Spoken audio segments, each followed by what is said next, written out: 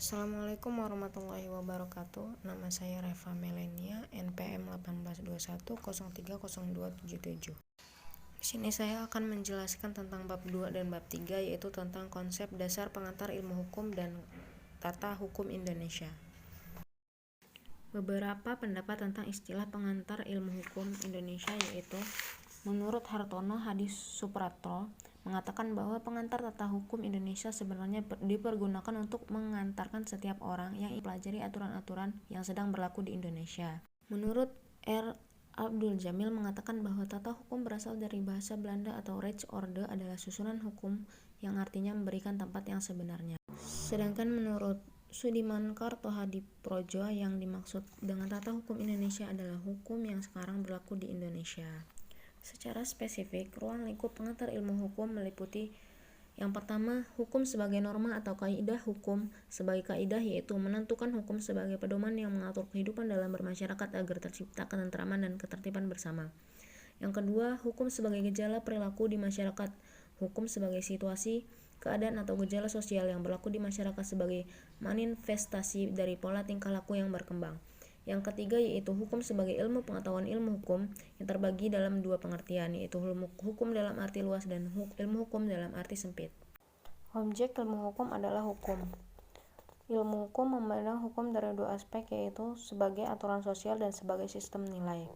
Ilmu hukum bersifat perspektif, artinya mempelajari tujuan hukum, sistem nilai, konsep-konsep hukum, dan norma-norma hukum.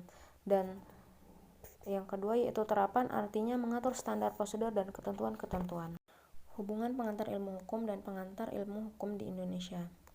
Pengantar ilmu hukum membahas atau mempelajari dasar-dasar dari ilmu hukum secara umum atau yang berlaku secara universal. Sedangkan pengantar hukum Indonesia mempelajari konsep-konsep, pengertian-pengertian dasar dan sejarah hukum serta teori hukum positif Indonesia. Sejarah tata hukum Indonesia yaitu yang pertama penjajahan Belanda yang dimulai dari golongan Eropa dan golongan Timur Asing. Yang kedua yaitu masa Orde Baru.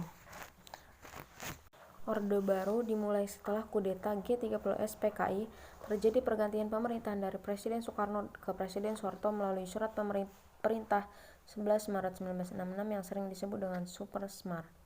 Yang ketiga yaitu masa Orde Reformasi. Pada masa ini timbul semangat anak komponen bangsa untuk menuntut reformasi politik di dalam sistem ketatanegaraan Indonesia untuk memperbaikan dalam kehidupan bernegara.